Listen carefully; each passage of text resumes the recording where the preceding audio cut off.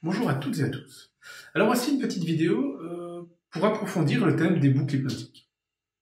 Alors concrètement, une boucle hypnotique, l'objectif d'une boucle est de faire sortir la personne de son mode de pensée conventionnel pour l'enfermer dans une autre boucle de fonctionnement. Et de préférence pour l'enfermer dans une boucle qui est en lien avec ses propres objectifs. Et donc un exemple concret par exemple avec une pseudo-catalepsie du bras, enfin un bras lourd en fait.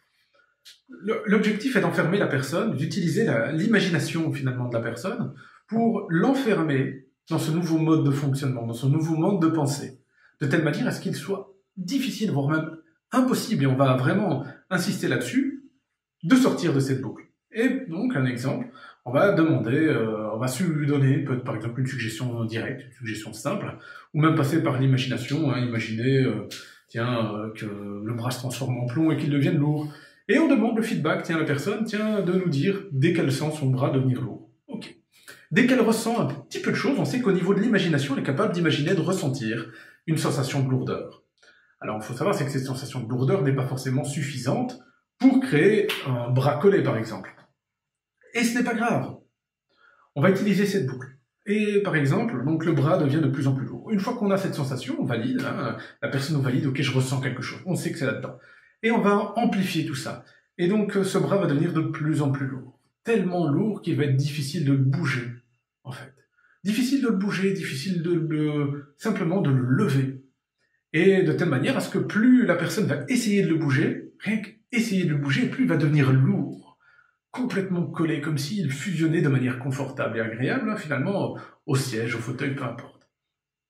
Et on demande à la personne, et on va l'enfermer dans cette boucle où finalement elle va ressentir donc la sensation, elle va vivre donc l'imagination que le bras est lourd, elle ressent les sensations, ce qui crée une nouvelle réalité et on va l'enfermer là-dedans. Donc ça crée une nouvelle réalité, donc le bras peut devenir encore plus lourd, la personne va ressentir cette lourdeur de plus en plus forte et on va utiliser des suggestions pour que ça devienne une réalité une réalité qui ne peut pas être niée. Et donc, par exemple, si la personne est capable de bouger son bras, ne fût-ce qu'un petit peu, on va lui dire « Ok, mais et plus vous allez bouger le bras, et plus il va devenir lourd. » Et du coup, la personne va bouger son bras, on va lui demander de bouger son bras, vraiment de toutes ses forces, d'essayer de lever son bras, de telle manière à ce que plus elle essaie de lever son bras, et plus son bras va devenir lourd, de telle manière à ce qu'il soit tellement lourd qu'il est impossible pour elle de le bouger. Et donc, le bras va devenir de plus en plus lourd, et de telle manière, vraiment, elle va lui demander d'essayer de toutes ses forces. Et on peut même la provoquer en lui disant que voilà, elle fait preuve de manque de volonté, elle n'essaye pas assez, en fait, mais vraiment de telle manière à ce que le bras soit complètement lourd et complètement collé, ce qui crée une nouvelle réalité. Alors bon, le bras collé n'a pas vraiment d'intérêt, mis à part que ça peut être marrant en street hypnose, ou ça peut être intéressant pour faire conscientiser à la personne qu'elle est en transe hypnotique, qu'elle vit quelque chose qui sort de l'ordinaire. Ça, c'est le côté intéressant. Maintenant, on peut l'utiliser, par exemple, avec la cigarette, pour dire que, tiens, la cigarette sera tellement lourde, et c'est important, on va valider les choses, on va demander à la personne de tenir une cigarette, même les yeux ouverts, ça n'a pas d'importance, de tenir cette cigarette. Et cette cigarette va devenir tellement lourde qu'il sera difficile, voire impossible pour elle de lever cette cigarette, de telle manière à ce que chaque fois qu'on lui présentera une cigarette ou qu'elle pensera fumer, cette cigarette pèsera des tonnes et des tonnes, ce qui fait qu'il sera impossible pour elle de la libérer. En sachant que concrètement, par rapport à la cigarette, il y a plein de techniques possibles, et imaginables. En imaginant également qu'on va pas. Ce qui est intéressant, c'est de ne pas uniquement se porter sur le symptôme, donc la cigarette, mais également se concentrer sur toutes les choses qui sont autour, le côté émotionnel, les habitudes, etc. Mais le fait est que, concrètement, s'il y a juste de mauvaises habitudes, si la personne est incapable de tenir une cigarette, je vous garantis, si ça devient difficile, épuisant de fumer une cigarette, je vous garantis, elle va arrêter de fumer très rapidement. Et on peut faire ça avec plein de choses. Une fois que cette boucle est installée, une fois que ce mode de pensée alternatif est mis en place, on peut amplifier. On peut se dire, tiens, et au contraire, maintenant, quand elle va lâcher cette cigarette, elle va ressentir une liberté. Et on lui demande de lâcher cette cigarette, qu'elle ressent cette liberté. Et de telle manière à ce que cette liberté, ce bien-être, va se répandre dans tout son corps, par exemple. Et de telle manière, et on va amplifier tout ça de telle manière à ce que, à chaque pas qu'elle va faire, elle va ressentir cette liberté qui va se développer, qui va se remettre en place, etc. De telle manière, une chose que j'aime bien, c'est que chaque pas l'amène de plus en plus loin par rapport à cet ancien passé de fumeur.